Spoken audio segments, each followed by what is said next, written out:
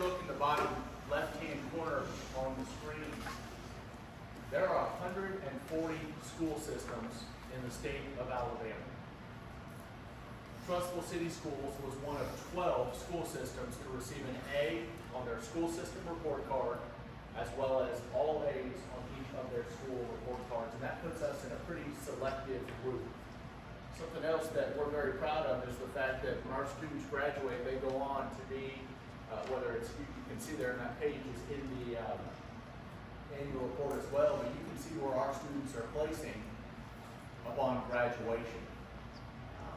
I see it as my role as superintendent to work with our administration and our staff, that when our students graduate, we put them in a position to be able to go and do what it is they want. We had a chance to meet with all of our elementary school staff today. And I shared with them, my hope was that if we have students that would like to go to a state school and get scholarship money to help support that, we put them in a position to be competitive. If they want to go to a Vanderbilt, we put them in a position to gain admission. If they want to go to an Ivy League, you can see we have students all across the country going to school and doing things that are successful. You can also see here, if you look between Texas and California, probably the loudest that our graduation ceremony gets is when we ask our students who are going into service academies to please rise, and our crowd thanks them for their service to their country. And so we are very proud of our graduates. We want to put them in a position to be competitive. We also, if we have students that are going into the job market right out of high school, we want to make sure that we've given them the skills and the credentials to get the jobs that they want. If you look in the top right-hand corner, you'll see it talks about us being an AP capstone school. I don't know how many people know this, but in the summer, Hewitt Trustful High School hosts all of the AP teachers from around the state. I think here in King said we had 600 to 800 teachers on site talking about advanced placement and professional development. We were told this past summer by the director of advanced placement, A+ College Ready, that Hewitt Trustful High School had the most tests passed of any high school in the state of Alabama. When you stop and you think that if you pass an AP exam, you automatically get college credit, and one credit hour is $700, and one class is 3 credit hours, that's pretty significant savings to those families. I'm not just superintendent here of Trustful City Schools. I have 4 children of my own that go to school here. I have 2 sophomores, I have a 5th grader, and I have a kindergartner. And what I'm proud of with my sophomores is the fact that not only are they taking AP exams in the spring, they're also getting college level rigor. So when they get to college their freshman year, they will have already been exposed to difficult rigor that's at a college level. So I just want to let you know that our teachers that are doing advanced placement there at the high school are doing it right, and we're reaping the benefits from that. Probably one of my favorite items to share is this U.S. News and World Report ranking of our high schools. We don't just see this as an accomplishment by our high school staff or our high school principal. It's an accomplishment all the way up K through 12. So just like Joy Tyner here at Cahaba has built the foundation for our elementary school students to go on to successful middle school careers and then on to successful high school careers. 2 years ago, Hewitt Trustful High School was the 15th best rated high school in the state of Alabama, according to U.S. News and World Report. Last year they were 12th, and for the first time in the history of that high school, they moved into the top 10, and they're the 8th rated high school in the state of Alabama. Now I want to make sure that I share something. We're very proud. That's something that we all collectively are proud of, but by no means are we satisfied. By no means do we want to just sit there at 8. Our goal is to be 5 and 3, then 1. It puts our students in an outstanding position to be able to go on and be competitive once they graduate from high school. There is a lot of momentum right now with Trustful City Schools, and I hope that our community can feel it. We talk about everyday excellence in academics, athletics, and the arts, and something that was not publicized very much, but a national source came out and said that the state of Alabama had 6 of the top rated schools when it came to all sports in the entire nation. And one of those schools was Hewitt-Trussville High School. We have the 85th best quality of athletic programs in the nation. We are the number 85th best school in the nation to accomplish that feat. I don't know how many people knew that. But when you stop and you think we're the 8th rated best high school in the state of Alabama, all of our schools in our system got A's. And when it comes to athletics, we're also one of the top 100 best and that's for all sports. That's not just basketball or baseball or softball or football or volleyball. Collectively, that is all sports. And that is a point of pride for Trussville City Schools. What does the next chapter of Trussville City Schools look like? I know you can't see in the back the numbers, but you can see the trajectory of our enrollment. In 2015-2016, there were 4,456 students enrolled in Trussville City Schools. The reason that I used the 2015-2016 school year is because that was the first year that Magnolia and Cahaba came online. Bless you. Bless you. That's the first year that those two schools came online. This past year, we had over 500 more students than we had when we opened the doors to this building. We had 5,008 students last school year. This time last year, we have more students today than we had last school year. This is a good problem to have. It means that individuals want to move to Trussville. It means they want a Trussville teacher to teach their child, and it means they want to be neighbors with all of us. But it is still an issue that we are going to have to address. You can see here down the bottom, this is one of my favorite stats. 1990, Trussville had 8,266 residents. There, I think today we're pushing 27,000 or maybe a little over 27,000. And so just the growth of the community over the last couple of decades. I share that at one time I coached basketball. My father was a basketball coach in the Midwest. I coached basketball. I did such a good job, they asked me to stop doing it. Okay, they said, why don't you go into administration and be an athletic director? We'd like to see something better than a 500 record. And I was happy to do so. Loved my time doing that, but I can share with you, like any coach at the high school level, you spend a lot of hours. I think at one point, I'll just share with you, I think at one point we figured out that we were making 22 cents an hour coaching boys basketball at the high school level. One of the things that we would do is we would go out on a Friday night if we weren't playing a Saturday or a Tuesday, and we would scout the opponent. We would look and see, okay, what are the hitters that they run at the end of a game? What offense do they run? What defenses do they run? We'd look at their personnel. We'd check everything to see how we would match up. We'd put that together, and then the night before a game, we would go over our game plan. When I was looking to come to Trussville as the superintendent of schools, this was a document I found on the city website. This is the game plan for the community of Trussville.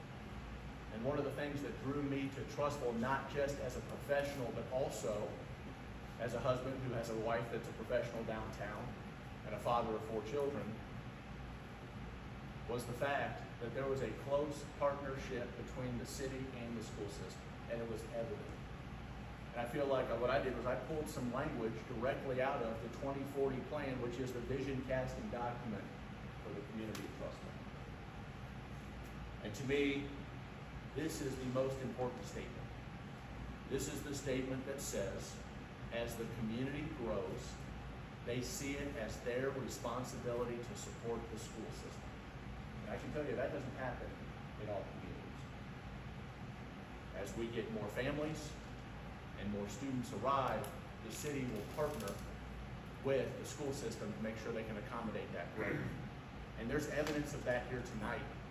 Can I tell you that tonight we had a 5 o'clock work session and then a 5:30 city council meeting.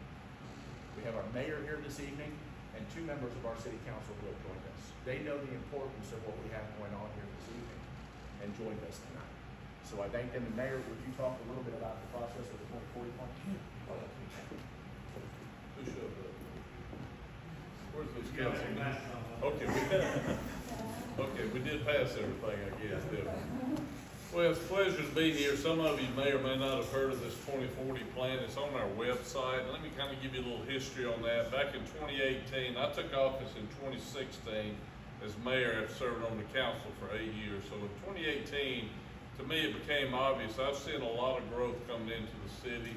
Our school system had just passed the 10, 12-year mark at that time. So I started thinking about a plan. The city had done several master plans over the years, but I couldn't find one that I felt like identified where I felt like the city was going over the next 20 years. So we had a group of 25 citizens meet with us at our Civic Center back in early 2019 to kind of go around the room and kind of get their ideas of what they felt like the city would be like over the next 20 years. And out of that, it came an idea. We also had Alabama Power there with their economic development team. They came in to help us. And so after going around the room, we put it all on the boards and talked about it. One thing that Alabama Power challenged us with is to try to find a city within the state of Alabama that kind of mirrored what we were going through as a city. And so we did. We looked north, south, east, and west. And believe it or not, the city of Auburn, back in the day, back in 1990 and 2000, excluding the university, the city of Auburn was going through the same thing that we were going through. Their school system had been effective, the college was there, but their city was growing. Businesses were moving there. So we partnered with the city of Auburn. We visited with them several times. They came to Trussville. And so once we had a plan, then we put together about 200 volunteers. They were residents of Trussville. These could have been employees of the cities, the schools, but these were all people that had a genuine interest in Trussville one way or the other. And out of that plan, there were 7 different categories. Education is what we're focusing on tonight, but a lot of that focused on public safety, talked about infrastructure, technology, and things like that.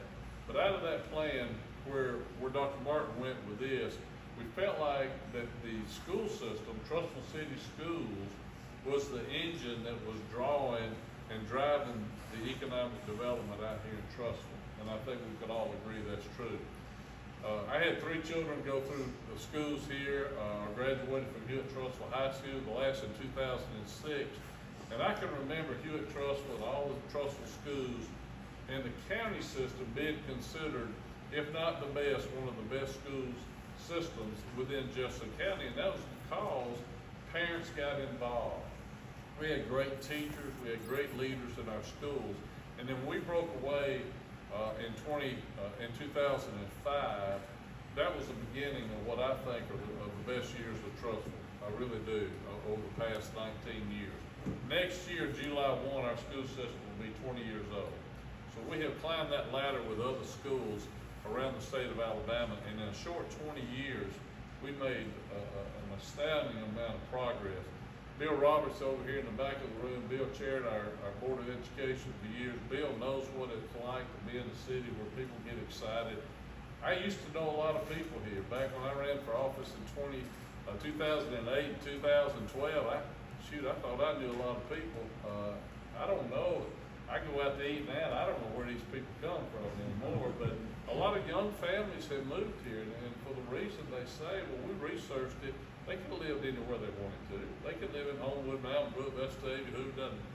They said, we saw what your community was, your school system, and we just saw that feel of a close-knit community, and I said, well, that's great, that's what we thought too. So out of that plan, obviously in 2020, Stockton was maybe halfway built out, maybe a little less than halfway built out. So we saw where that was leading us. So in the plan, Peter Wright chaired that committee on education along with others, and they said, you know, we're going to need a 4th elementary school, which we kind of thought. They went as far as to identify where it would be on the northern end. They even went so far to say it could be a Stockton Elementary or a Carrington Elementary School.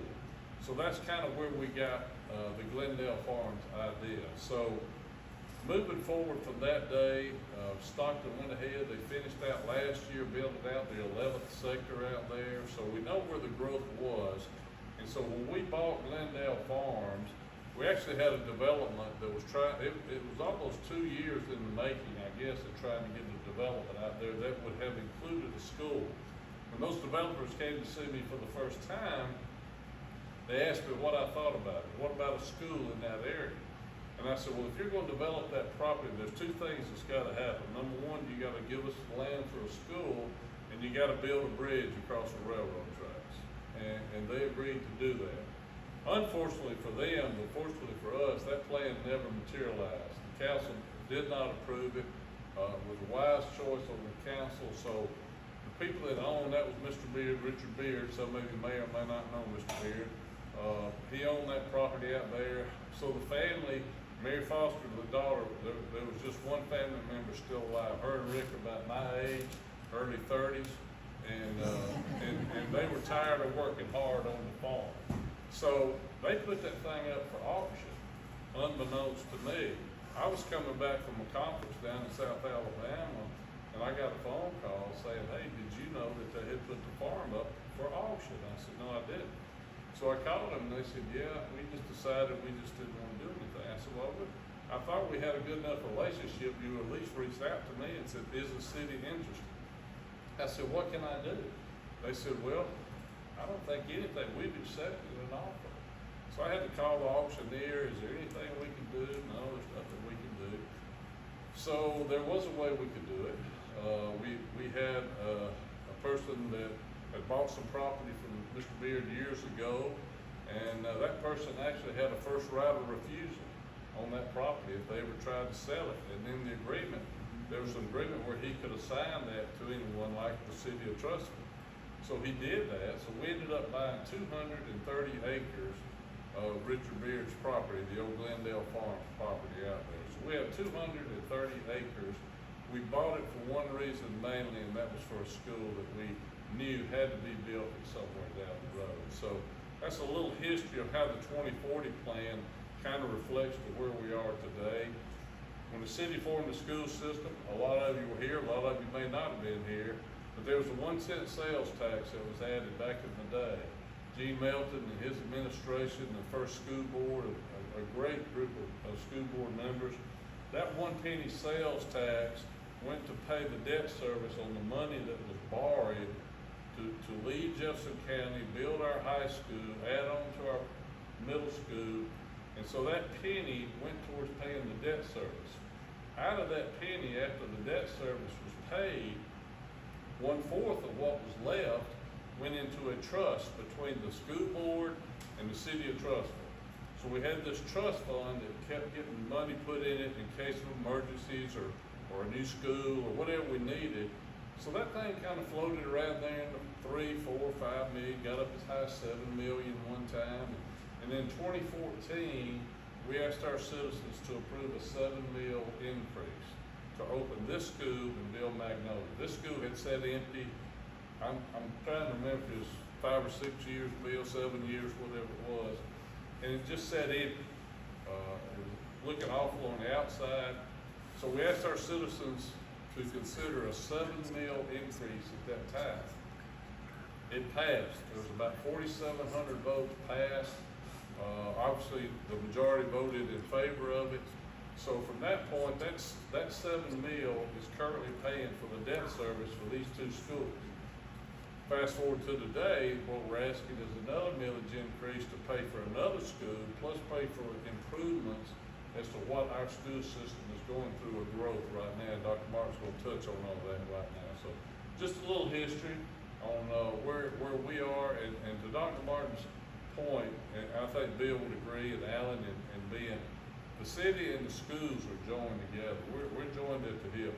A lot of cities aren't, and I know some of those cities. I know some of those mayors, particularly in Jefferson County, that don't have the relationship with the schools that we have with ours. And we have fabulous teachers, fabulous administrators, fabulous facilities, and our community wants that. They want excellence, and that's what we're trying to do. So Dr. Martin, I hope I've touched on everything. I'll be glad to hang around if you want me to. Questions? Looking at the 2040 plan, a couple of other language items that I pulled out. You can see here, one item directly from the plan stated that Payne Elementary School, which is the elementary school north of town, would never have more than 1,200 students. Can I tell you that today Payne Elementary School has 1,350 students, It's the largest elementary school in the state of Alabama, and it is the largest elementary school in the state by 350 schools. It is a large institution. One of the other items that I pulled from the plan states that it would seem that, well, why don't we just rezone? Let's just rezone the elementary schools and bring some of the neighborhoods here to here to Cahaba, over to Magnolia. But the issue that we start to run into, and that's what's said here, is that even if you built 6, 8 classrooms onto a space, your general spaces cannot accommodate the influx.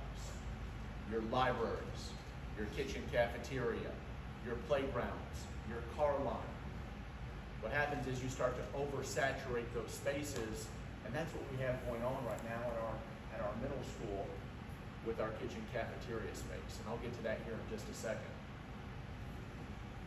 And so the proposal is for 3 projects, and that's it. I know there's a lot of information floating around. 3 projects and 3 projects only. 2 of those projects come directly from the language of the 2040 plan.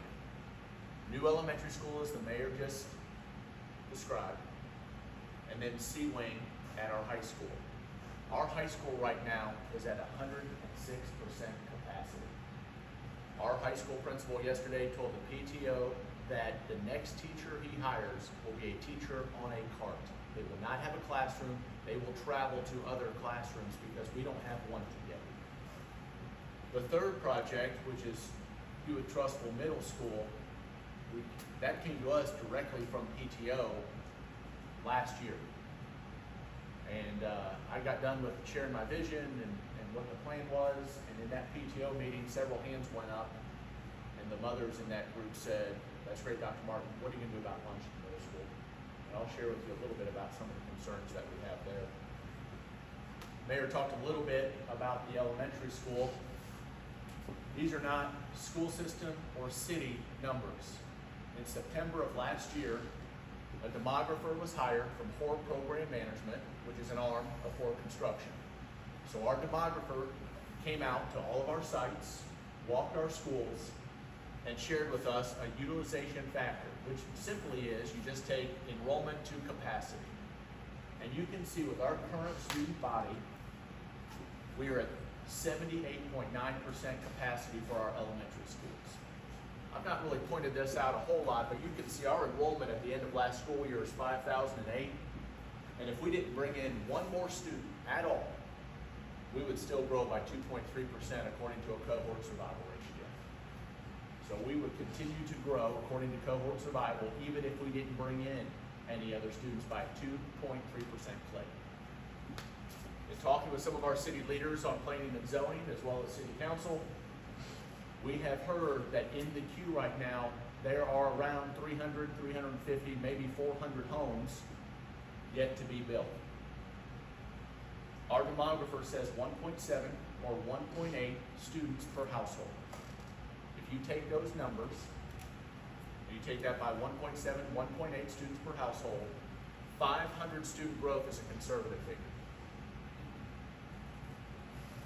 If you take 500 more students at the elementary school and put them into just the 3 schools, we are at 96% capacity. You can see at Payne, we're at 103%, Cahaba's at just under 88%, and Magnolia just under 87%. Our demographer says when you get to 85%, you're having conversations about next steps. If you add a 4th elementary school with current enrollments, growth of 500 students, you can see here, we go back down to 75% capacity. Again, these are not our numbers. These are numbers provided to us from Hoare Program Management. If you look in the top right-hand corner, you can see the middle school, we are currently at 89% capacity, and that's the number I share with you where the high school is at 106% capacity.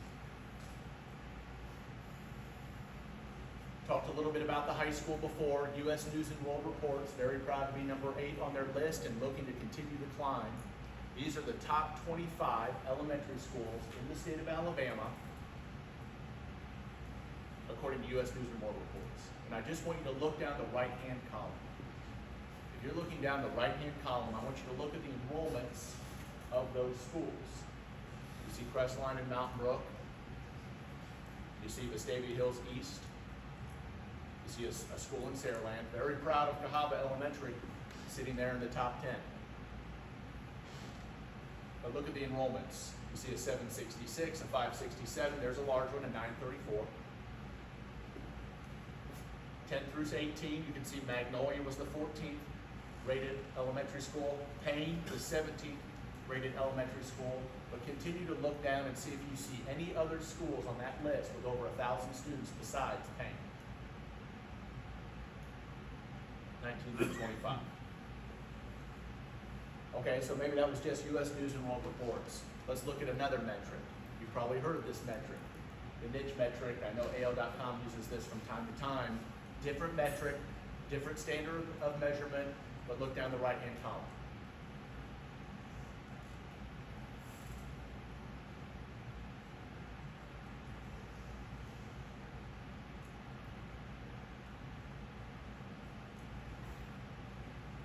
Different metrics, same story.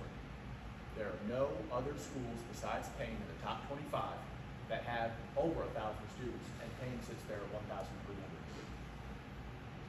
And so the mayor just talked about, this is a visual, the mayor just talked about an elementary school north of town.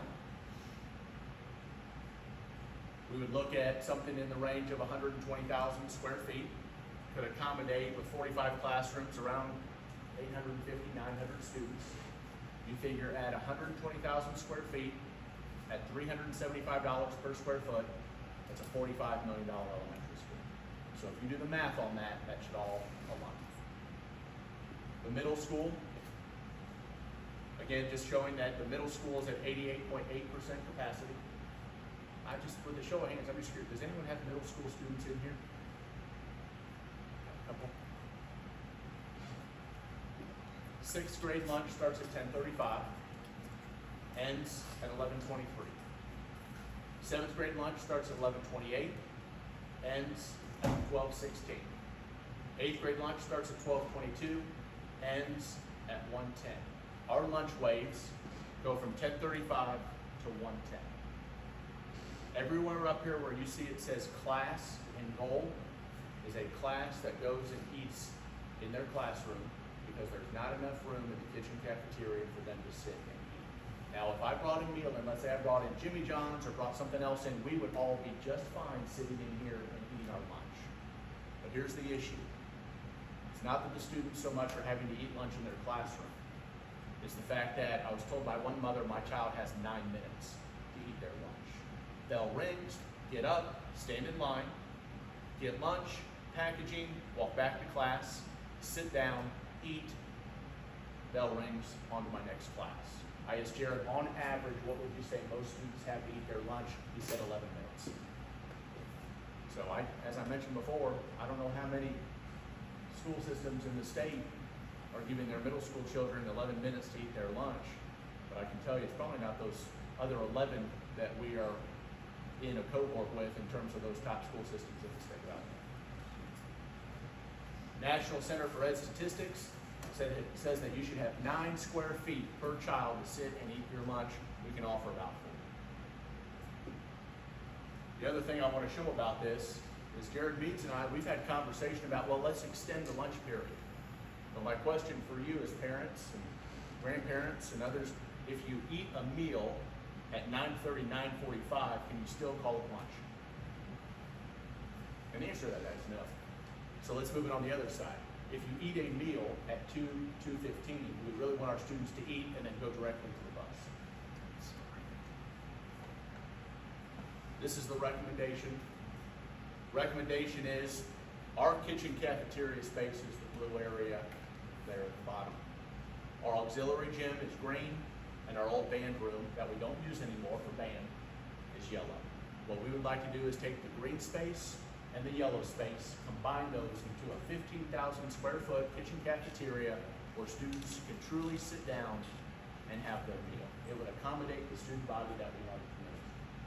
Since we are abating the old kitchen cafeteria space, what I would like to do is turn that into a suite for special needs classrooms. Prior to my position here as Superintendent in Trussville, I was the COO, Chief Operations Officer, Assistant Superintendent for Operations in Vestavia Hills. While I was there, we did about $60 to $65 million in work. We took the old Berry High School campus and turned it into Pizitz Middle School. We took the old Pizitz Middle School and turned it into a 9th grade center. We bought the old Gresham campus and turned it into Vestavia Hills Elementary Dolly Ridge. And I finished out a project at Cahaba Heights. At the new Pizitz Middle School, at Dolly Ridge, and at Cahaba Heights, in each one of those schools, we built an area specifically for our students with special needs. It is very different when you have an area where you can take care of your students who are most vulnerable and those students that are deemed to be severe and profound. And let me give you an example of this. We had an individual in our office who had to go over and help at Penny. Sandra, I see it back there. Sandra helps me with all of this, but just that one individual being there on that one day, how many diapers were we having being asked to change? Do you remember? Over 10, fair? Absolutely. Well over 10. So stop and think about that with a 5th grade, 4th grade student, right? I can tell you the suites that we put together had laundry facilities, they had appropriate restrooms, and they had shower facilities for those students. We went so far at one of our buildings there at Vestavia Hills High School to create an apartment type space so that our students who would be moving into an apartment, we could work with them and practice with them what they need to do once they progress out of the high school experience. So there are things that you can do to really support those students with special needs. The other thing that I love is the fact that, now I'll just tell you in full transparency, one of my children has special needs and would attend this campus. That child will not want to be dropped off. He'll want to be dropped off with friends in regular car lines, sit in the gym, and enjoy his time with those individuals. But we have other students deemed severe and profound who may have a trach, who may need a chair, who may have other complications, that the ability to drop them off in that circle drive with the proximity to that space would be very helpful for those families. So if we do kitchen cafeteria space, once that's abated to a special needs area, there will be the need for a gym because we're taking the auxiliary gym. Now, if you look at that red area, I think it's important for me to mention this to everybody. The budget will determine what we do with that space. I've heard some individuals say, oh, you're just doing all of this for athletics. We're doing this for the lunchroom and the cafeteria and the kitchen. If this is a competition gym, that's great. But if this is just another auxiliary gym because that's what the budget calls for, we'll do that as well. This really doesn't have anything to do with athletics. It has to do with this space right here and the opportunity for that space right there. But with almost 1,200 students in middle school, we can't operate PE classes with one gym. So we'll need to make sure that we address that issue in one way or the other. I just took some pictures here. You can see the top right-hand corner, these are the students all trying to move through a line as they go through their, to pick up their lunches. We have 2 points of sale total to move those students through. You can see students have gotten their packaging, they're moving on to class, and then you can see some students as they're sitting there in their classes. Stop and think about that for a second. 2 points of sale to move all of those students through. I've shared this story before with most of the groups I've met with. My wife, when I say she's a professional downtown, she's the associate head coach at UAB for the women's basketball. So she coaches basketball in the American Athletic Conference. When she has her players come back, the alumni, and I'm thinking one, I know we've talked about this, one coming back from Michigan, another from Baltimore, another from DC. She said, I'll take you anywhere you want to go to eat. Where would you like to go to eat? And they all say one place. They want to go to Nicky's West. She doesn't understand, all right, but if you want to go to Nicky's, but they take these kids fly in, take them around campus, meet the new team, have a chance to visit and share. They all want to go to Nicky's West. And you've all been to Nicky's West. And you know the man that I'm talking about that's standing there saying next, and he really doesn't care what he wants. He's just moving through the line. Sir, can I help you? That's the man. That's the man. We were there recently. I know, Mayor, you were as well. Used to be they just told you not to use your cell phone. Now they just put up a sign, right? So heaven help you if you have a cell phone out. That's 1 point of sale. And we moved 1,200 students through it too. High school project, again, 106% capacity at the high school. If you're looking at the high school, right now, we have A wing, we have B wing, and that blue area is C wing. And that's 22 classrooms, four science labs, and those science labs also double as a storm shelter. In case we have an emergency, our students can go to that space to be safe. 3 projects. Elementary is $45 million.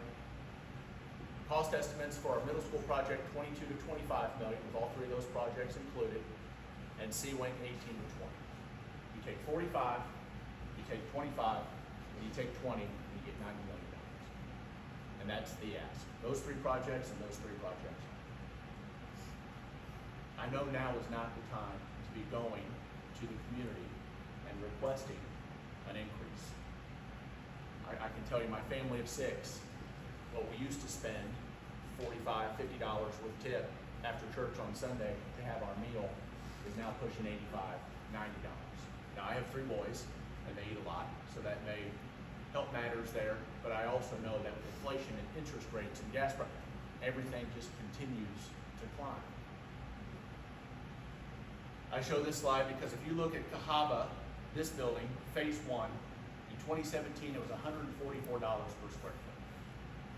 If you look at this building, Cahaba, phase 2, in 2019, $218 per square foot.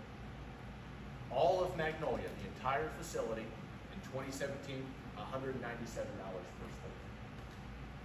I asked Lathan and Associates, who's our architect, would you just give me some of the things that you have bid on recently? I'd like to know what your square footage is and the cost associated. Up in Athens in 2021, there was a facility up there that was $276 per square foot. In 2023, a pre-K center in Decatur, $415 per square foot. The new Benjamin Russell High School over in Alex City in 2023, $423 per square foot. So think about the difference between a $400 per square foot facility and what I just mentioned, what we had paid in the past. Those prices are not, we don't anticipate those coming back down. So the concern is this, even though I know that it is not the best move and the best time to go to our community and ask for help with these projects, even though enrollment is continuing to increase. What today is a $45 million elementary school, tomorrow could be 50 or 55 if we continue to wait. We are thinking that these 3 projects are a 36 to 40 month build, and if next Tuesday the community approves this, dollars do not start to flow for bonds to leverage against the bonds until October 1 of 2025. So that gives you the time frame of these 3 projects. My children, I have 4, they come to me all the time with these ideas. Can I share with you this? Can we talk about this? And my first response, stop. How much is this going to cost me? And that's this slide. So if you're looking at this slide and you start thinking about 12.9 mil, 12.9 mil is $129 per $100,000 of assessment. So you can see here, if you live in a $100,000 home, $300,000 home, you basically just take that 129 times 3 for a $300,000 home. You can see that equates to about $7.44 per week, or a $500,000 about $12.40 per week. So that gives you an idea of what that cost would be. We have wonderful relationships with our businesses here in town. When we're able to have an event for our foundation, and their goal is in the $40,000, $45,000 range to raise, and our businesses are supporting, and we have sponsors, and they're doing all of this for kids so they can get grants right into the classroom. We know how important those relationships are. So for our business owners in the room, you can see what this would entail.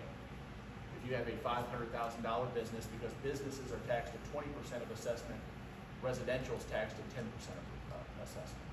And so you can see a $500,000 business, $1,200.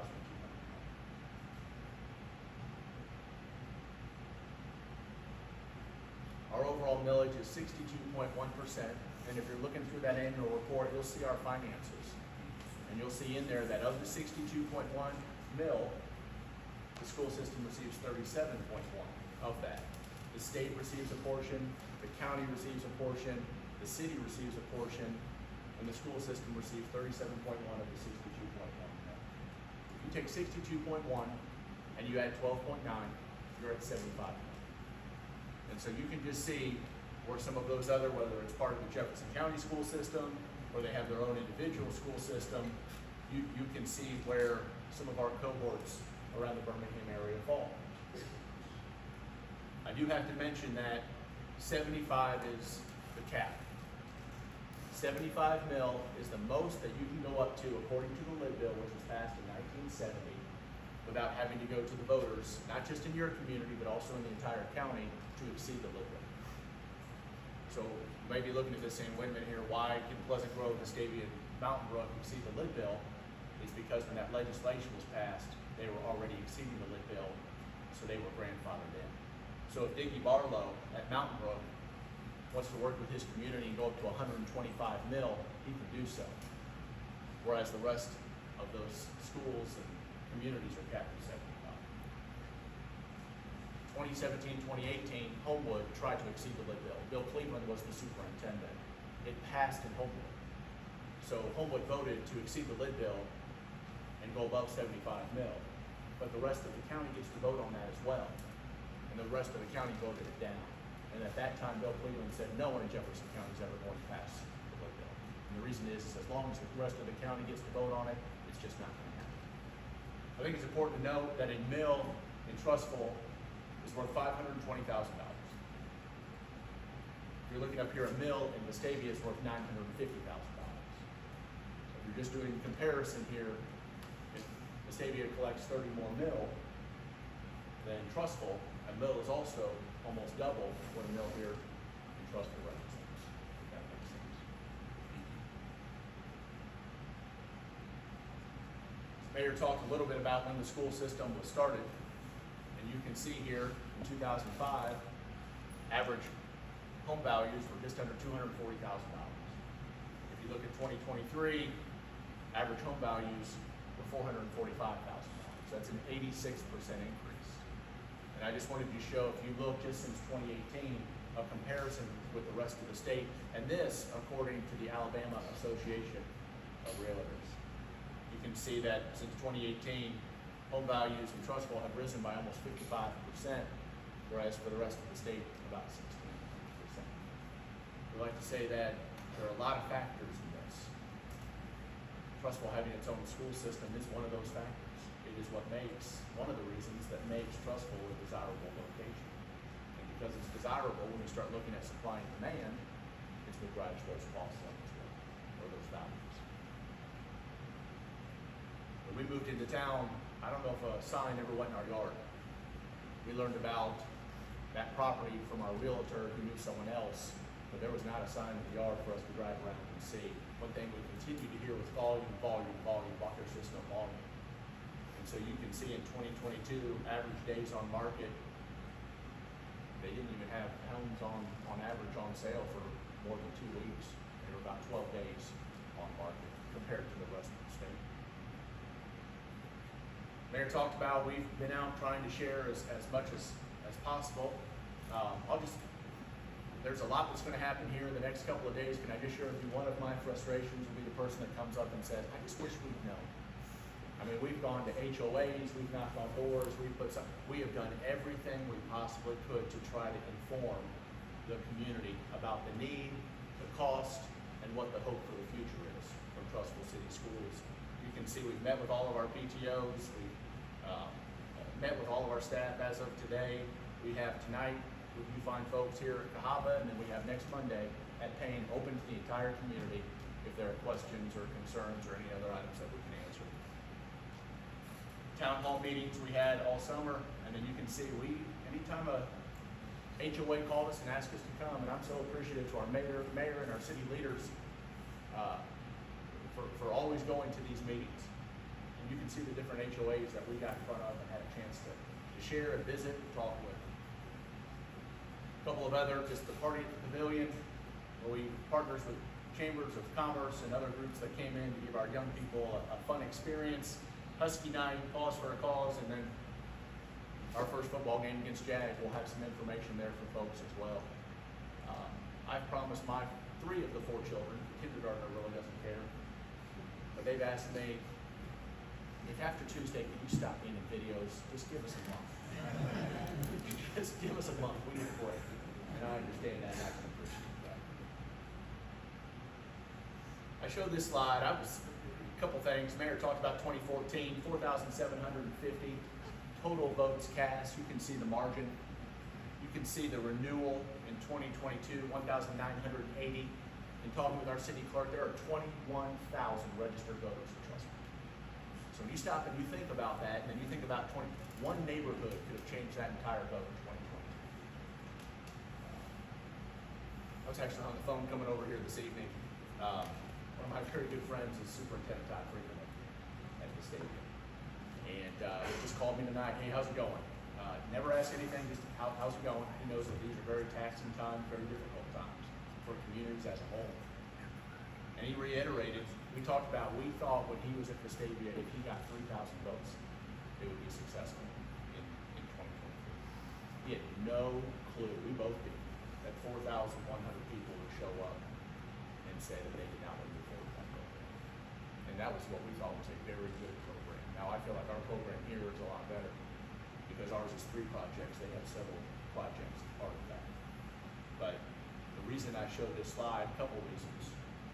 On social media, I saw someone said, well, wait a minute, how was it that Payne could have 1,800 students a couple years ago, and now you're talking about why can't they have more? They have 1,350 students, yet at one time they had 1,800 students. What's the disconnect?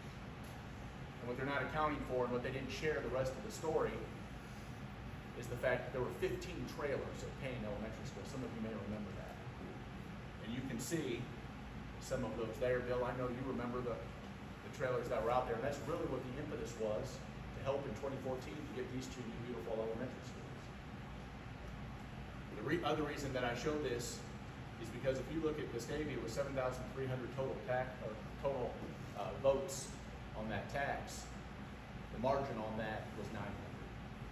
So out of 7,300, the difference between the 2 is 900 votes. And the reason that's important is because if you support this program, and you think this is a program that is important to Trustwell for continued momentum, for continued growth, it's going to take all of us to go out and vote. The concern that I have is folks in their proxy. You know, the Martins was 6 in our family, my wife coaching basketball, picking kids up here, having to get dinner ready, having to clean clothes, do this and that. I know I have several neighbors because I've seen their signs that are going to go and vote yes. But if I stay home and just assume that they're going to go vote, we could be in a similar situation to what Vestavia dealt with, where that margin was only 900 individuals. So it's important that if this is something that you subscribe to and you think is important, we're all going to have to show up on Tuesday. Last thing I want to talk about before Mayor can open this up for questions is the ballot. So we are using similar legislation to what we used in 2014 for the 7 mil tax. It's Amendment 56 of the Alabama Constitution. And because we're using similar legislation, we have to list out the 7 mil. So we have the 7 mil. This is a 12.9 mil request. But when you take 12.9 and 7, you get 19.9. And so as you can see up here, my biggest concern is that individuals are going to see the 19.9 mil in parentheses. This is a 12.9 mil ask. The only reason the 19.9 has to be on there is because we're using Amendment 56, similar to what was used in 2014. And that was the 7 mil tax that built this facility as well as that.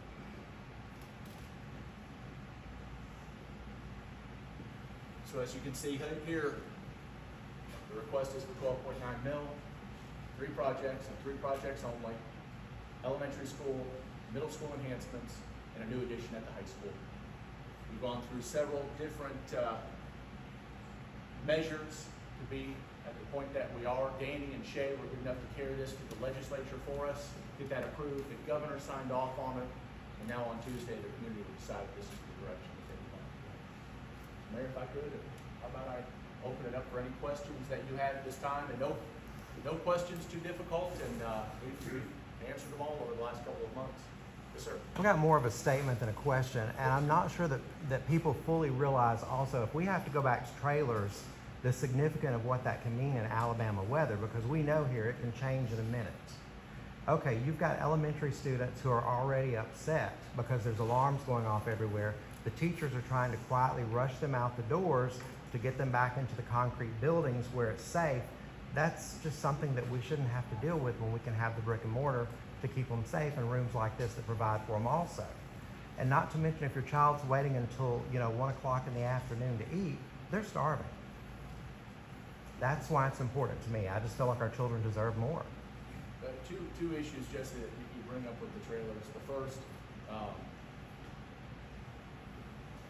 they're hard to keep secure.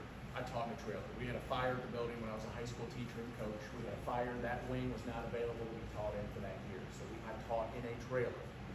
And I probably did some of my best teaching that year. And our students were very attentive. Everybody, it's amazing, when you're up against it and there's some adversity, it just seems that people stepped up to it. And our students certainly did.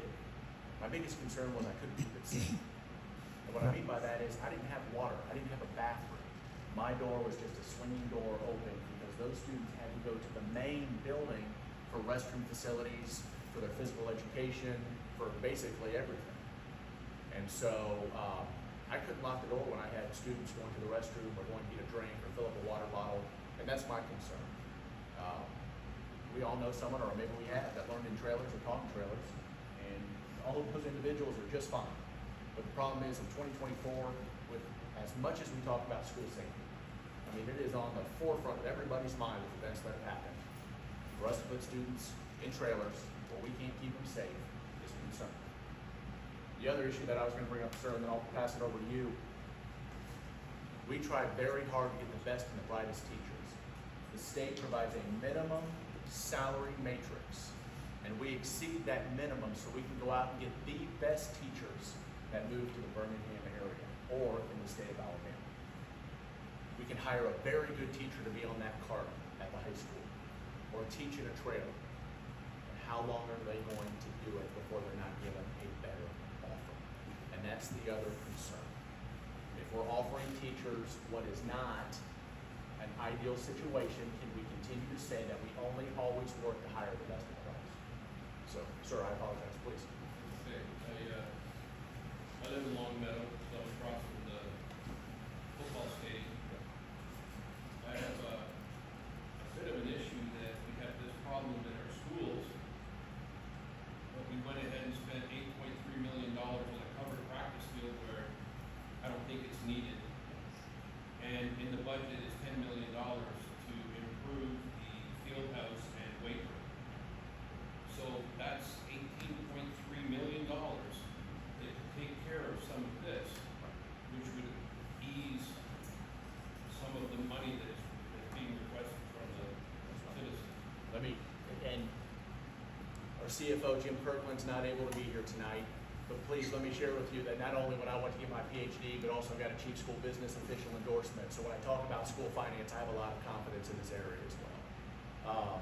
I say that to say the number of 8.3 for the practice facility is about 2 times more than we actually spent. More than 2 times more than we spent. That was not the amount that was spent on that facility. At the Carrington meeting, I shared that was a $3.5 million facility. Our capital plan, which was just approved by our Board of Education on Monday night, will go to the state on the 15th of this month, shares as a line item a field house enhancement. But the funding source is to be determined. That is not it is on the capital plan because if we ever do anything, there are several things on our capital plan. If we do any projects, we have to have them on the capital plan. But that is not part of this, and that is not the plan. At one time it was, and I can just tell you, it was before I arrived, and I've scratched even that amount, and here's why. We were going to put a gym on the back of the field house improvements for cheerleading. Now, I was a high school principal and coach, and been around a while. This is my 12th year as superintendent, 25th year in education, and the last thing I'm doing is track and cheerleaders to a football facility. That makes no sense to me. So that was part of that 10.3. So really, if you take the 18 million, bump that down to 3.5, and that's the only amount of dollars that it would been spent. And I'd like to talk about 2 more projects because they've been on social media. We talked about softball. softball facility, everyone sees that on the corner. We got 60 to 65% of the funding for the softball facility through a grant through the state of Alabama. So I know that we see that, and it's like, well, we're not spending local dollars. And the genius of Jim Kirkland, our CFO, and our city leadership is that this was part of the Will Ainsworth money. And I think it's a testament to Shay and Dan Roberts and Danny Garrett. The average receipt of that grant was $500,000. We got $4 million. And the reason we got $4 million and everyone else got $500,000 is because they wrote it as a school system. And we wrote it as a city-school system partnership.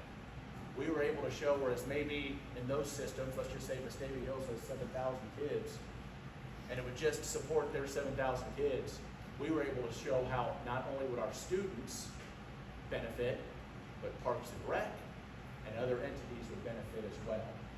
And so that's why we were able to receive $4 million. The other project, I mean, how many of you have heard about the lights that we had at graduation at the stadium? Okay, several folks have. I want to speak to that as well. When we did the pavilion and when we did the turf projects, we had to put an allowance in there for unsuitable soils. And so you basically come up with a cubic yard for what an unsuitable soil would be, and then you set aside dollars to pay for that. We did not hit the amount of our allowance on unsuitable soils. And so the contractor came to us and they said, well, here's the deal. You have funding left in that allowance. I can do one of two things. I can write you a check, or I'm mobilized here right now, which is going to save you money. And I'm willing to call Musco, who puts those lights in, and save you between $60,000 and $75,000 on those lights. So Jim and I had a conversation, and here was our thought. What if we took the lights currently at the stadium and put those on the upper field so the band could use that space? And we lit 2 fields for the price of one with a $75,000 savings. And that was the deal that was too good to pass up. And so that's when you see those lights, there was a lot of thought that went into that. So sir, I know we're talking $90 million projects, and what I don't want to do, I've heard this line before, scare away big game by shooting rabbits. We're talking the big projects we're trying to get done, and what I just shared with you is less than $3.8 million. Does that make sense? And that's 3 projects that are right outside of your door. So I hope that makes sense. But this is not just a flippant, let's just write checks and do all of this. I'll show you some charts here in a second if you'd like to see them, but there was a lot of thought, and it's very deliberate when we look at how best to spend dollars. Those lights at the stadium were going to have to be replaced anyway. And so we thought, let's go ahead and put the bulbs at the upper field for band and take care of the stadium at the same time. Ma'am. Yes, hey, good afternoon. Good evening. I look here in the public project neighborhood. I understand it's a $9 million project between the 3 facilities based on the current home value within Trustful. Trustful's looking to bring in with businesses probably an additional $6 to $7 million a year in this ad valorem tax, which for $90 million, once you add in interest or bonds, 20 years to pay it off maybe. But what happens after that? When we reach the 2040 for the 2040 vision, what's going to happen? We know taxes are not going to go down. We're not going to have a reduction in our ad valorem tax then. So what's the plan afterwards? That's good. And then the other concern here is that if you hit 75 million, you're at the cap. How do you maintain any issues? Maybe speaking to that, because I know we talked about debt and how that all works, and you do a better job with that than I do. Well, you're right. It would take this tax increase to pay the debt service. About $6 billion, I believe, is what that debt service will be. At the end of 30 years, just like our other bonds, the $7 million that is already out there, the community will have an opportunity to vote to either renew it or take it away. That's just common. I will say that the $90 million that we borrowed, it'll be borrowed on the city, will be just, we can only spend it for these 3 projects. Somebody said, well, what if you run a little low on the athletic side, for example? By law, we can only spend it on this. So this millage, every penny of that has to pay debt service. I will say, if we need needs down the road, we have other bonds right now. For example, our initial school bond and some others the city has taken out. Those will mature and/or when the interest rate is right, it's like refinancing your home. We can go back and refinance some of those bonds. We did this recently, I think, Alan, I think it was in 2020. The bond market shifted and all of a sudden, we were able to refinance one of our bond debts and we received $9 million on a refund on that. It didn't raise our, length of time, nor did it raise our annual payment. So we have a financial, consultant in Montgomery that watches the market for us as a city. We have a AA+ rating, which is excellent in the bond market. And the school debt, this does not count against our debt service as far as what we can take on as a city. We'll still be able to maintain that. Well, we're financing a new fire station right now through some bonds, and we're financing the gymnastics cheer center at the communities, at the civic center through some bonds. But we also have the ability to refinance and/or as those expire, those monies will free up for the city and/or some of the debt services on the school already. So if it's gonna take 30 years to pay off this bond for a $90 million project, and you're getting $6 million a year, that's double. The Well, I'm just counting the 600. interest, yeah, I don't know, we don't even know what the interest is. Yeah. Prime this week was around 8% at the bank, most of the bonds we're seeing right now are falling in that 5.5%. But we don't know what's fixing to happen with this election coming up, we don't have to jump out there real quick. But if we saw, Alan can attest to this, if we saw the market was where we think it could be, if it's 5.5 and we feel comfortable with that, then we would go to the bond market and borrow. Because at some point, the feds may drop that again. If they did, we'd have a chance to refinance that after a period of time as well. Mayor, that's the same principle of buying a home. If you buy a home for $400,000 and you finance it over 30 years, and you pay that back over 30 years, you end up paying Right. $800,000, $900,000 for that home. It's the same principle. Right. And 30 years is just, that's what most bonds go out. You can do a 20, you can do a 25, you can do a 10 year. But you gotta look at what the debt service can afford to pay. Yes. Well, this may be about Yes, so far. Glendale, have y'all studied the Glendale, the building itself, depending on the road, house and the building? And just, you're not settling on this size building just because that's all the funds you have. What I'm saying is, are we underbuilding this building in the beginning, so we don't, I don't wanna have to come back in 5 years and say, we've got a school on travel. We'll make sure with that, again, we don't wanna get into another situation where we have a 1,350 student school. If you look at the rendering, there are 12 classrooms that can be built off of the back that are planned for. Very similar concept to what they did at the high school with Sealing. So they have built that with the notion that if they needed to, they could build out by 12 classrooms. And we'll make sure that our general spaces are big enough to accommodate those additional 12 classrooms. And Dr. Martin, that's a great question. But if you think back to when we did this at the beginning, when we started to build these two schools, the community came together, we had meetings with Auburn, and if you go back up and look at them, the consensus was in our community and from the educators, our Board of Education, that smaller community schools, neighborhood schools, were more successful than larger schools. You look at Auburn, we go back to the niche, and they had on the top 15, they had probably 7 or 8 elementary schools listed on there. And that, right or wrong, that was the decision made back then, is that we do these small neighborhood schools. And then, of course, I don't think anybody expected us to grow quite as quickly as we did. But that's, and I still think that small community neighborhood schools are the most advantageous. We'll just give you a perspective. Joy, if you don't mind me asking, kindergarten, first grade, we have 5 units per? 5 units per. Over at Magnolia, we have 4. At Payne, we have 12 units.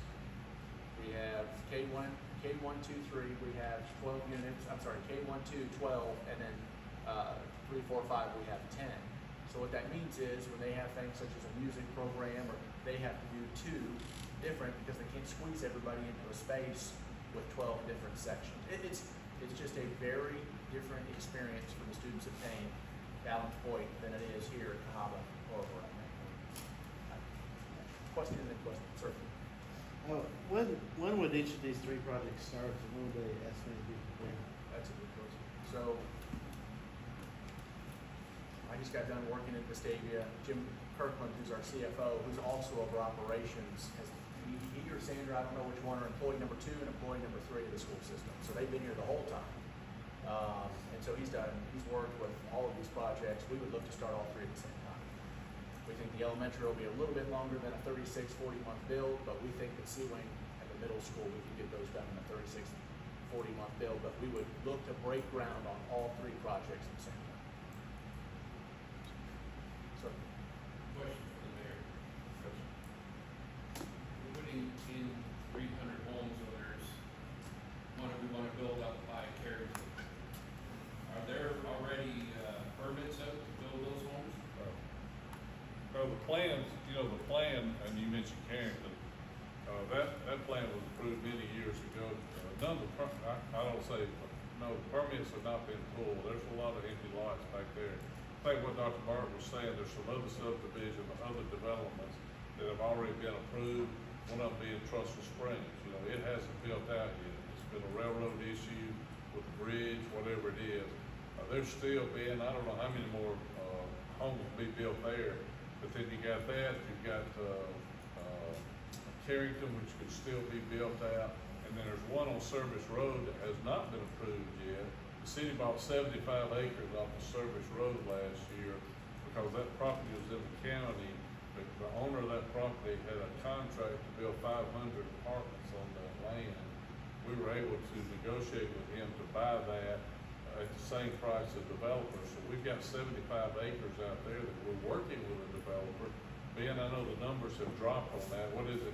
Yeah, we're under 200 now, and I just will add to Mayor, to his point, to his question. Planning and zoning in the city council over the past 4 years has turned down over 80% of all development that has come before us.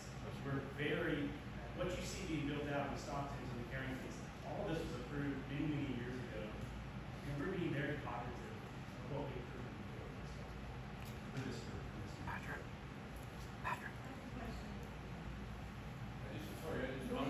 Just on that, Excuse me. we keep bringing in or places like coffee shops, another car wash. What are we looking at bringing in more industry or bigger things that could give more taxes to us to help out and relieve some of this debt? It's a great point. On our Glendale Farm project out there, actually out of the 230 acres, majority of that is set aside. If you saw in the plan, probably didn't notice it. The school sits on what I would call the southern end of the property.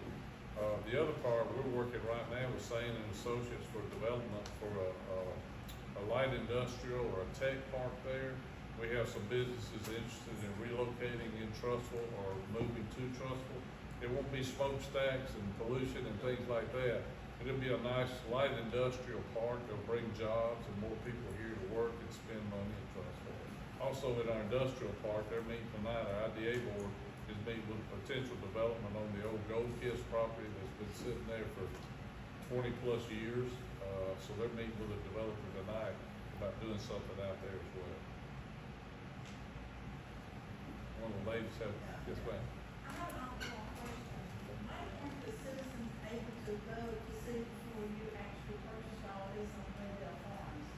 So that would put us in a hole, if we're all, you got all this, you bought all this 230 acres over here, but now you've got, after you have elementary schools, they gotta go to the middle school, go to the high school. So here, you gotta keep on going, you can't just stop at elementary school. And then you keep asking us for money, whenever we went from the Jefferson County schools to the city schools. So we lived in Trussville at that time, and we understood, because we had 3 hours in Trussville schools. Right. So now you're gonna say, okay, we need some more money, like they said before, okay, what are we gonna do in 10 years from now? Okay, I need some more money.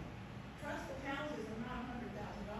No. The people that are senior citizens, okay, you want us to keep, there's senior citizens here that, hey, listen, we Okay. enjoy it for our kids and our grandkids, but, you keep spending money and then you keep wanting us to come up and say, hey, give us more money, give us more money. But back to the Glendale Farms, I think the question is why weren't we able to vote on it? As I said earlier, they put that up for auction, and so we didn't have we didn't have, we don't usually put up a vote to buy land, we have to have a use for the land, so the council had an opportunity to either approve or not approve it. That $4 million that we spent out there, obviously to the gentleman's point earlier, we saw a value in that not only for the school, but also to a little town center, that was shown in there, a little town center with some multi-purpose fields, and also some light industrial to bring some jobs there. We're not spending money just to spend. The $5 million that we spent on Service Road, we didn't plan to spend $9 million just because we were wanting to put more debt on the city. Those two opportunities just happened. We had the money in our general fund to pay for it, thank goodness. But the $5 million just kind of came up because we didn't feel like it. I certainly didn't feel like people who live in that area weren't comfortable with apartments on that side of town and in the middle of a neighborhood close to our school. So it's not a matter of asking people to vote to buy the land. It's what's best for the city at the time. That's really all I can tell. Somebody over there, I thought, man. Y'all made it clear to say that, that the money goes towards these three projects. Can you speak to any vision towards the property just down the street, the old junior high? Is that city, is that school, and it just isn't the excellence that our other school properties are?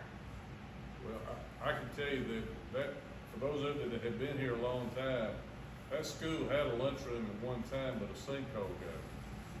So that school and around that, there is a sinkhole, there's a fault line that runs right through Trussville through the project area. So we don't have any plans for a school there. You're using it for a. It's our alternative learning Alternative center. learning center. I see. So right now, what it is, any students that need sometimes the traditional classroom is not adequate for some of our students. And so we provide that as a space for alternative learning. And then we also have some students, as most school systems, that get into a little bit of trouble. And so we're asked that they are removed from our main campuses, and so they would go there at the most. Since I've been here, I can think 26 students, 28 students, maybe. Yeah. So we're not talking about a lot of students that were using that space. Park and Rec, not different Park and Rec. Yeah, we use it, the building is used for the Boy Scouts troop that's still local here through Park and Rec. Of course, we use the gymnasium there. We just moved our gymnastics out of there into the Civic Center. We refurbished and made the gym, another gym space there, as well as Cherokee. We went up, Cherokee used to be our elementary school, for those of you who weren't here, up the hill there, where my youngest daughter went to elementary school. So we've gone in there and refurbished that gym, took an old rubberized floor, they've been there for over 30 years, and put a nice wooden floor in. We needed space for the city, Park and Recreation needed that for basketball and indoor soccer, and what we have an archery program, so we're maximizing as much as we can right now. Does that sort of help answer the question, Mr.? I know they've had needs, and we received several needs this summer on things that they needed in those classrooms. All of those were taken care of from a technology standpoint, from a usability of that space standpoint, according to the teacher and the principal that runs that school.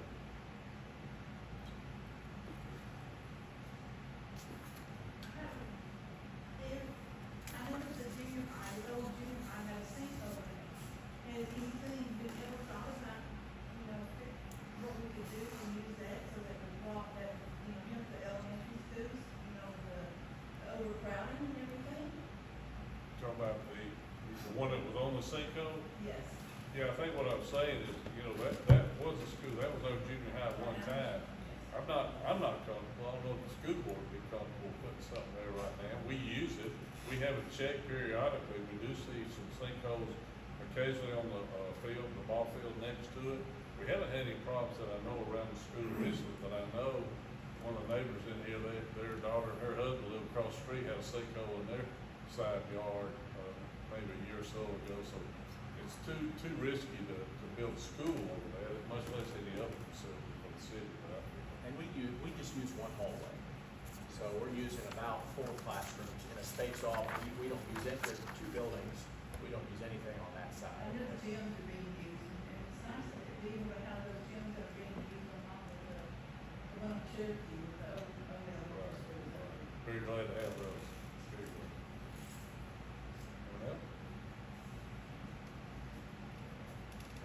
this, we'll stick I'll around. hang around if you need to. Thank y'all. Can someone explain, please, how this property tax thing works that Mr. Stotzer sent over? I think it's kind of important that some of our seniors understand Yeah. this.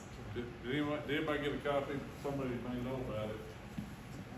I'm a young senior, so to speak, but I do file my homestead exemption every year, community. But I didn't know about this, where you can go to the courthouse and have your assessed value frozen if you're 65 and older. If you lived in your house for 5 years, if you want to go down every year, you can freeze your assessed value, which means that your property taxes would not be affected.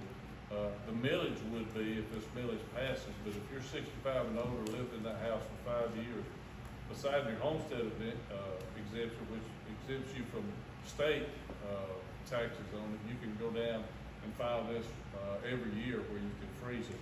Also, I think the other thing that's important on here is the legislature this past legislative session, the assessed value can only increase a maximum of 7% now. You know, we've seen 20 and 30% sometimes. From what I understand, and according to what Danny has told us, the most it can be raised or assessed is 7% from this point forward. Now that's not those that freeze it, don't get me wrong, but it's others that don't meet the 65 and older. I think that's important. They are also, if you're over 65, and I didn't know this, I just went down, my wife's over 65, I'm not. Yeah, only one in the household has it. The only one has a big one. I just did mine, and, I didn't know this, but it was really easy to do. And she also informed me if you're over 65, regardless of your income level, you can exempt the state portion That's right. of your property tax too. And I didn't know that, and she said, yeah, if we just sign this, and we did it, it saved me about $270 for the state portion.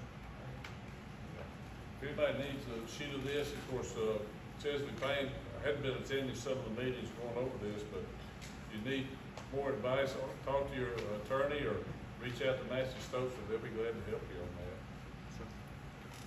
I don't have any children, we don't have any children, but on our street, we live in Tutwiler, we have kids all up and down the street, we love them to death.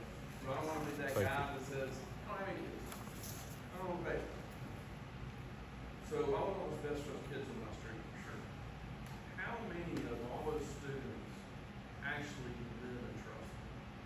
How many, do you know a number? Because I talked to, when this came up, I counted actually, her daughter was about to graduate. They didn't live in Trussville, but she wanted to finish in Trussville. Okay, I understand that. How many elementary students do you think, or you don't know? Because I didn't notice on that list any surrounding schools. Sure. And I love our school system. Yeah. That's great. I mean, you're like, oh, I live in this, renting it. Well, okay, so the folks that rent, they live in town, so If even, they're not living. okay, this is the best way I can explain that. Trustful City Schools allows employees' children to come to school. That's a benefit for And city our. employees. That's been around for, Yeah. right? That's right. Yeah. When we asked today, all of the elementary school teachers to raise their hands if they lived in Trustful, 90%, would you say 90%? When Vestavia did not pass, there, now again, I'm just using apples to oranges here, but when Vestavia did not pass, someone in the community said, well, you're letting employees and employee of the city kids come for free. What would we save if we didn't allow that to happen anymore? Of the 7,000 students in Vestavia, less than 100 Okay, were so employee understand what children. You're talking about people that I'm aren't talking living. about, let's say I live in Margaret, Okay. but I like Trussville City Schools, but I know somebody that would say, hey, you're subletting for me, I would rather my child. Oh, you're- You understand what I'm saying? Yeah. Or taking advantage of the Well- situation and they're not paying. No, I'll tell you this, it's a great question. Really? Okay, that's what I need. Let me just tell you, I see what you're saying. So you're saying second party, or you're saying individuals that are gaming the system. Is that Right. fair? Okay. Correct. Do you know of that, what was it, 1,300 that are at Payne? Was that the number? Yeah. Like, is there like are they all citizens? Well, I can say this, They're not supposed to, and remember, we're under a federal desegregation order. So we have to check every student that comes into our school system. We have to dot I's and cross T's, and then we submit in October of every year a report to the federal court sharing our enrollment data. It'd be safe to say that there are people hired by the school system that check those residents. Well, yeah, we have 4 or 5 individuals that go up, knock on doors and go door to door. Undeniable. They have to actually. You don't allow them, yeah, I just assumed everyone knew, yeah. Other communities, some schools allow you to pay to come to their schools. We Yeah. chose years We ago. don't take too. Yeah, I'm sorry. About that, when they pay to come in. We chose years ago. Yeah, I'm sorry, I just assumed everyone knew you have to live in Trustful to go to school in Trustful, bottom line. Sure, I can understand that, but I Yeah. also understand that people can take advantage of Yeah. the situation and say, yeah, I live here. And have a friend that maybe says, yeah, you can be down here.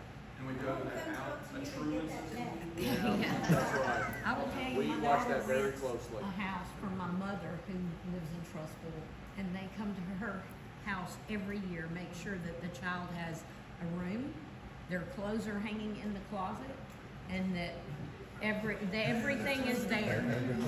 Utilities have to be in their name, so it's not just, yes, every year. I mean, I've heard it from somebody that said they did take advantage of it. And then their child. Sandra's over there, I wanna know. Just saying. We just denied city council, declared a nuisance on a home where there were more than one family living in the home. And I think there's one in took Tulsa, care of that there's two. tonight. If we know about it, there's a process to go through, we declare one of those. This was a tough one. It wasn't that first house in Tulsa. Well, don't get specific yet. It's public record. But yeah, we've been discussing that, that was part of what I was thinking of, but, you know, like I said, I don't have kids, I love the kids on the street, I want what's best for them, 100%. Right. As soon as we find out, we address it. Thank you. One more question, I've heard, this is what I wanna ask, that there are kids being bused from Magnolia to Payne. That there's, and some children do not wanna go to that school, so they're going to Payne. Should they not be going to Magnolia? You're probably speaking to the, I'd say 40 to 50 students on Roper Road who, when they did the zone lines, those families would probably appreciate going to Magnolia, but the zone lines are what they are, and they were zoned for Payne. So there's no, we have zone lines for each elementary school, and that's where they go is to Payne. They probably appreciate the opportunity to go to Magnolia, but that's not how the zone lines were drawn. And I would say they're probably not unique. There are probably some other neighborhoods that would like to go to other schools as well, but we have set zone lines that determine where our students go. Does that make sense? So. Yeah, but we've got an overcrowded school, we're sending more kids there that can go somewhere else. That's something, if That's you look, another story. yeah, if you look at these numbers, that may be something we could address through this process on a smaller scale. Like I said, 30, 40 students on that. So. Mayor, are we okay? Yeah, Joy, thank you for hosting tonight. Appreciate everyone coming. We'll hang around if you have anything. Be glad to hang around for you. Thank you. Appreciate everybody coming.